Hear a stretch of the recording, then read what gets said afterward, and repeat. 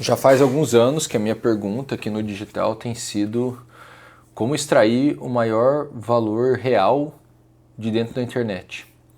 No mundo cheio de distrações e um monte de comunicações que não nos levam a lugar nenhum, eu mesmo desisti e decidi não jogar o jogo do digital. Abandonei o meu Instagram completamente, não abro mais, simplesmente porque eu não vejo sentido em continuar contribuindo para algo que eu considero mal para as pessoas, que é essa completa distração sem sentido e infinita. Quantas vezes você já não se pegou mexendo no celular depois de algum tempo e falou, cara, por que eu estou fazendo isso? Acabei de perder tempo. E você se sente meio culpado, é uma procrastinação horrível. E nesse questionamento de como tornar esse trabalho, porque eu sei que é um trabalho bom, eu sei que é um trabalho que dá dinheiro, isso é o que faz os meus negócios funcionarem. De comecei a me questionar como que eu transformo isso em algo profundo, valioso e benéfico para mim e para quem está assistindo, eu tenho encontrado camadas e mais camadas de reflexão. Hoje eu quero trazer um trecho do que está nesse livro aqui, que se chama O Desaparecimento dos Rituais, uma topologia do presente. Eu tenho lido vários pensadores contemporâneos, que são os caras que estão vivendo nesse mundo frenético, veloz, digital, para tentar encontrar o que está nos atrapalhando. Quero começar lendo um trecho e a gente vai partir dessa conversa, né? E o trecho é o seguinte, ele diz assim: o transtorno de déficit de atenção é resultado de um recrudescimento patológico da experiência serial. A experiência serial é uma experiência de série. Eu fico pulando de uma informação a outra apressadamente, de um estímulo a outro apressadamente, de uma sensação a outra apressadamente, sem nunca ter um fim. Porque a forma como nós consumimos as coisas hoje é uma forma meio sem fim.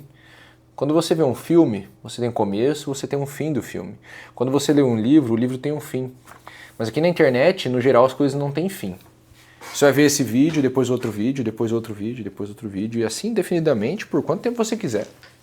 Você pode simplesmente passar de uma coisa a outra e elas não têm um fim determinado. Eu não vou vir aqui no meu canal do YouTube e eu vou gravar vídeos de um período até tal período e vai ter um fim, e eu vou parar. Não, eu vou continuar aqui transmitindo pensamentos e trazendo ideias e não há um fim nisso. Agora, não há problema nisso daí, na minha opinião, mas o problema é que parece que só isso virou o ponto de consumo das pessoas. E o que ele está dizendo aqui é o seguinte: a experiência nunca repousa, desaprendeu a permanecer. A atenção profunda como técnica cultural se forma justamente pelas práticas rituais religiosas. Religião não provém por acaso de relegere, prestar atenção. Toda praxis religiosa é um exercício de atenção. A atenção é a reza natural da alma, e hoje a alma não reza, ela se produz continuamente. Isso aqui não é um livro religioso, de maneira alguma, mas ele está trazendo um ponto interessante. Eu nem acho que é possível classificar um transtorno de déficit de atenção simplesmente como um resultado de uma determinada experiência. Eu acho que é muito mais complexo do que isso. Mas para o que nos interessa aqui nessa conversa, a ideia de que nós já não temos mais um bom span de atenção, a gente não consegue manter a atenção por muito tempo, é uma ideia que parece bater na porta todos os dias.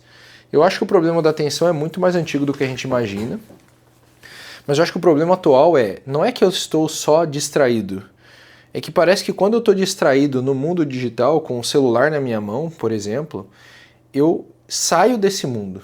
Eu não estou mais presente. E quando eu não estou mais presente, eu não absorvo mais aquela experiência. E como eu não absorvo a experiência momentânea, eu não consigo desenvolver pensamentos profundos que dão sentido à minha vida. Então, na minha opinião, o problema que a gente enfrenta é de fato um problema de falta de sentido, e não é porque a gente quer um grande propósito de vida, o sentido da vida tem que ser uma coisa incrível. Não, é porque de fato nós estamos fazendo coisas que elas não criam uma obra. Quando você faz uma sequência de ações que não contribui para formar uma obra, você não vê resultado. E não digo resultado financeiro. Veja o seguinte, vamos fazer uma analogia. Você planta uma semente. Essa semente vai começar a crescer, ela vai formar um caule, que vai virar um tronco, que vai formar ramos, e vai virar uma árvore. E essa árvore ou essa planta vai dar folhas e depois frutos. E o fruto é o resultado de toda aquela obra. E aquele fruto você pode comer, aquele fruto vai alimentar outros animais, aquele fruto vai cair no chão, vai apodrecer, a semente vai entrar na terra e vai formar novas plantas. Então existe um sentido para essa sequência de ações. Agora, quando você abre o celular e rola de um post para o outro, você está fazendo uma sequência de ações que não tem um sentido final. Como não tem um sentido final, você olha para a tua vida porque o que é? Como que se responde a pergunta qual o sentido da minha vida? Parte da resposta vem de olhar para trás e falar o que foi feito até aqui. E aí eu olho para o que foi feito e eu falo, bom, isso que eu fiz levou a isso daqui. Aí, essa sequência de coisas levou aqui. Então, por exemplo, eu conheci a minha mulher, daí eu fui para a Itália e a gente namorou por esse tempo à distância, eu falei com ela, eu investi em conseguir falar com ela, eu gastei dinheiro para viajar, eu fiquei sozinho por 9 meses para conseguir ficar mais perto dela. Toda uma sequência que culmina num casamento. Então eu olho para trás e falo, pô, preenchido de sentido. Valeu a pena porque eu consegui conquistar a mulher e casar com ela. E se eu não tivesse dado certo, eu ainda tenho certeza que eu olharia e falaria, bom, eu pelo menos tentei. Então eu fiz pensando numa finalidade específica que parecia boa. Então existe uma sequência de ações que leva a um determinado resultado e esse resultado é visível e ele preenche de sentido essas ações. Que é a mesma coisa de quando eu estudei para o vestibular, né? Passei meio ano estudando no terceirão, mais do que o normal. Eu fiz, enquanto estava rolando o terceirão, eu tinha aula no colégio de manhã, eu fazia 2 matérias a mais à tarde de química e matemática num cursinho para completar o que faltaria do colégio, porque o colégio vai ter aula até dezembro, eu queria passar no vestibular em julho, então eu precisava aprender o conteúdo de julho a dezembro antes, então eu fazia esse cursinho para isso, para ir bem no vestibular.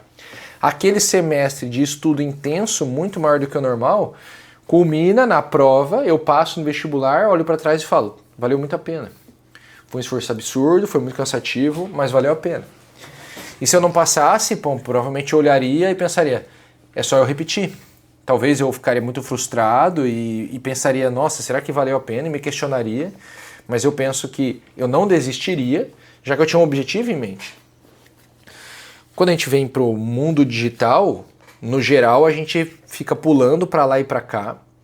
E o que acontece é, não existe uma finalidade, ou se existe uma finalidade primária, a gente se distrai dessa finalidade porque a enxurrada de informações, que é aditiva, um monte de informação diferente, que não tem continuidade, começa a causar em nós ansiedades diferentes e desejos que a gente nem imaginava que precisava ter. Então, dali a pouco, eu passo num determinado Reels, por exemplo, eu fiquei ontem 1h30 assistindo 3 vídeos de meia hora de futebol de coisas que não me interessaram nunca. Mas eu passei e olhei, nossa, por que o trio MSN foi um dos melhores do planeta? Aí eu fiquei vendo aquele vídeo. Por que o PSG com o Neymar e o Mbappé nunca ganhou? E eu fiquei vendo aquele vídeo, meia hora cada vídeo, e eu fiquei preso vendo aqueles vídeos. E são coisas que não me levam a lugar nenhum, porque eu não tenho absolutamente nenhum interesse no tema, eu não sou um cara realmente muito interessado no futebol. Só agora que eu tô vendo o jogo, porque o Flamengo tá pra tentar ser campeão da Libertadores de novo e tá quase sendo campeão brasileiro também. As 2 disputas contra o Palmeiras, então eu tô vendo. Mas tô vendo agora, os últimos 3 rodadas do campeonato, entendeu? E aí eu percebi, caramba, eu perdi 1h30, porque esse assunto não me serve pra nada, não me contribui em nada na finalidade que eu tenho pra minha vida, em nenhum projeto que eu tenho, nada, zero. Assim, era melhor ter passado 1h30 jogando videogame, que eu nem tenho, né? Mas teria valido mais a pena, porque pelo menos eu teria visto uma história, sei lá, vou jogar um God of War, entendeu? Então, nesse sentido, eu acho que foi até pior do que eu jogar videogame, entende? Que é um negócio que minha esposa odeia, de passagem eu acho muito legal, mas não tenho, então fazer o quê?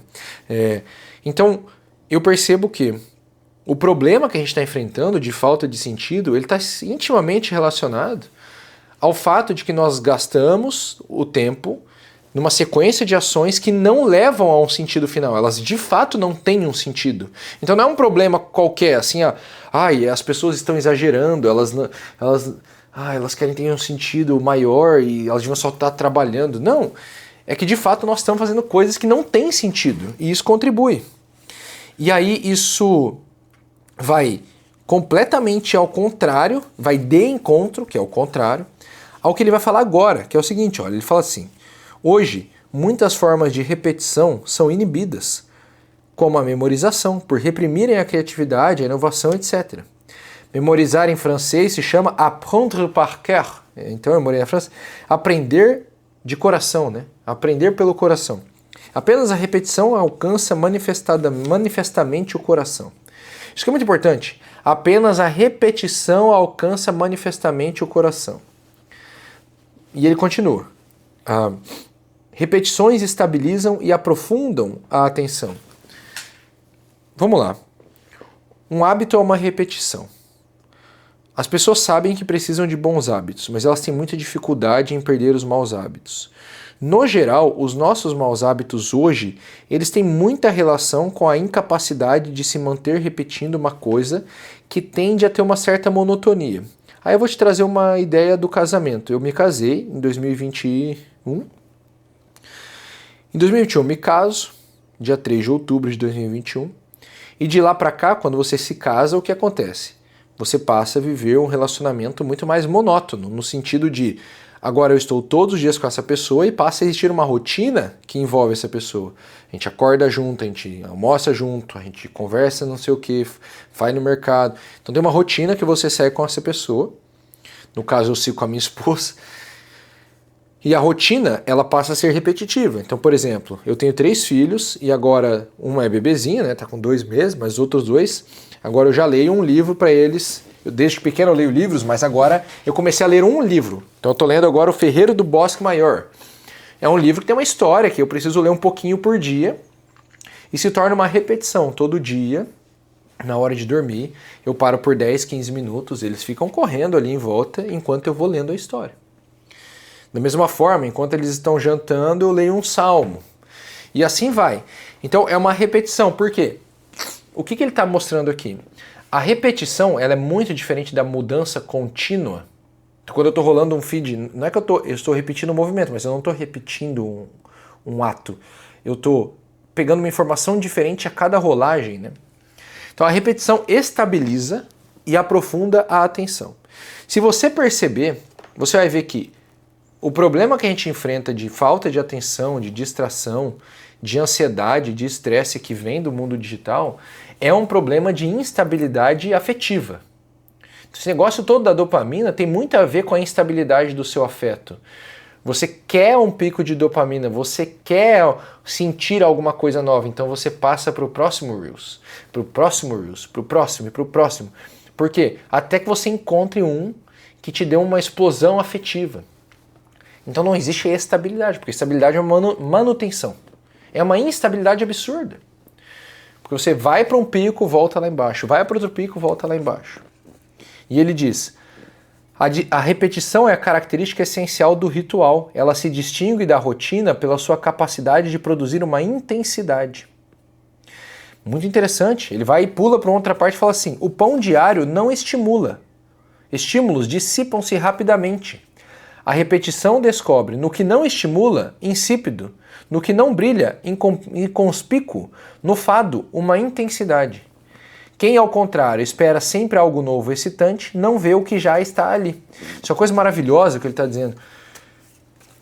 Se eu paro de buscar um estímulo cada vez maior em coisas novas e excitantes, eu passo a ficar presente.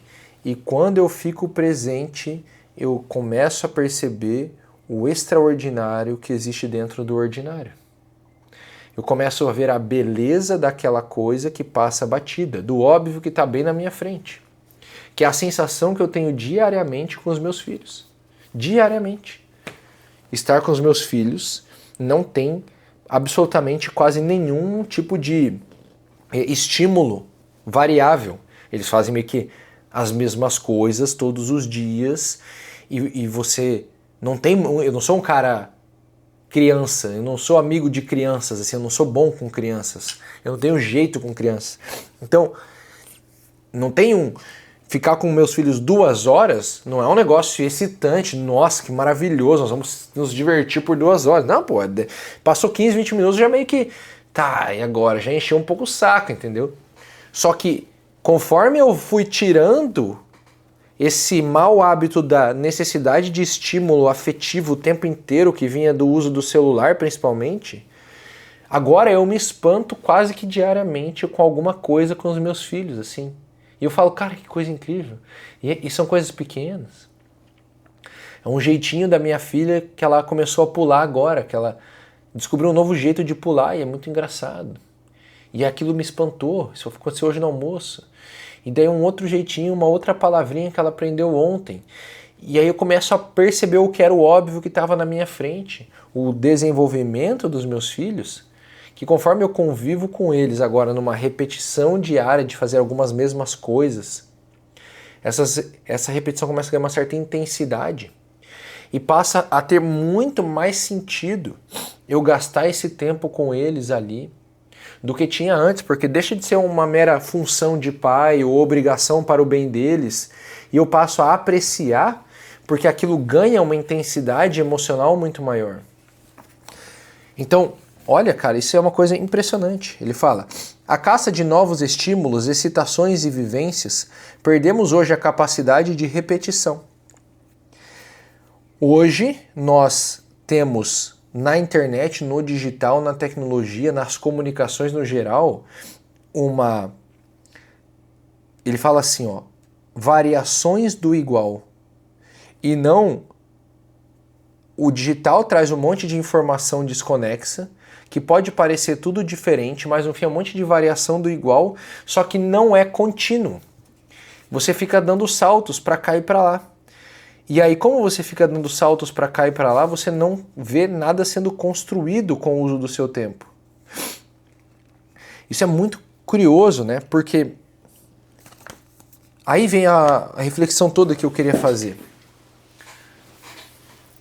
Desde que eu comecei a pensar nisso, como que eu faço para manter o meu trabalho digital sem fazer parte desse show business em que eu tenho que forçar quem me assiste a um estímulo novo em cada vídeo para ver se eu consigo segurar a atenção das pessoas para que daí elas comprem de mim? E aí eu percebi que a mudança precisou começar pela minha própria mudança de hábitos de consumo e de produção. E aí, conforme eu fui mudando o meu hábito de consumo e produção, eu comecei a finalmente viver uma vida com um pouco mais de presença, com um pouco mais de atenção ao que está acontecendo aqui agora na minha frente. Ao invés de ficar com os meus filhos pensando no trabalho, ficar com meus filhos pensando no problema que eu tenho para amanhã. E claro, isso é normal do ser humano, a preocupação com o que tem amanhã, com o que vai acontecer, com o que pode dar errado. Mas isso estava extremamente aumentado, estimulado por conta do hábito de consumo, de falta de atenção e de necessidade de excitação constante. E aí que vem, eu quero chegar numa certa conclusão aqui. Qual que é a ideia? A ideia é, me parece, a partir da leitura desse livro e do que eu tenho pensado, que se você começar a se desapegar dessa continuidade de ações que não leva a finalidade nenhuma e encontrar algumas poucas, que no geral são 2, 3 coisas no dia, algumas poucas ações que de fato constroem uma obra, você vai começar a meio que fazer um detox mental e vai começar a liberar sua mente de volta para encontrar sentido no dia a dia, nas coisas que você faz. Existe um momento aqui nesse livro, eu acho que é nesse livro, que ele fala uma coisa impressionante, cara, impressionante, a respeito do trabalho. E eu queria muito achar, porque ele mostra o seguinte, o trabalho, ele sempre importou para o outro, e hoje as pessoas olham para o trabalho muito pensando em si mesmas. E isso nunca dá certo, porque isso esvazia o trabalho. Eu venho de uma reflexão de que o trabalho ele é feito para me ajudar a me santificar. O trabalho existe também para que eu consiga, tanto com o sacrifício quanto com a minha produção, fazer o bem e santificar a minha alma, né?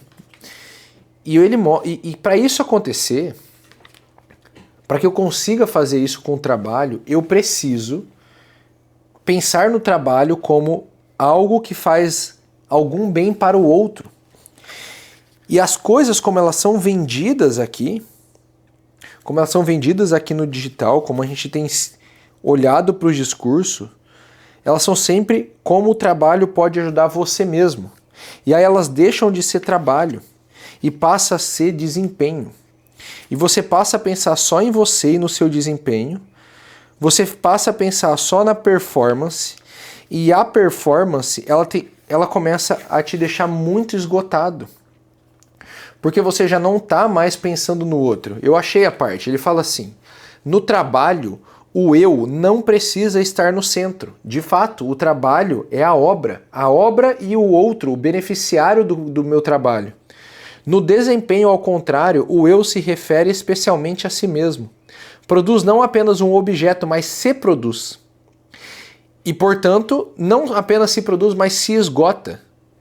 É a autorreferenciação que constitui o desempenho. O sujeito do desempenho narcisista, porque ele diz que isso leva ao narcisismo, sucumbe, explora-se voluntária e fervorosamente até colapsar. Ele se otimiza em morte. Seu fracasso se chama depressão ou burnout. Ó, assim, ó.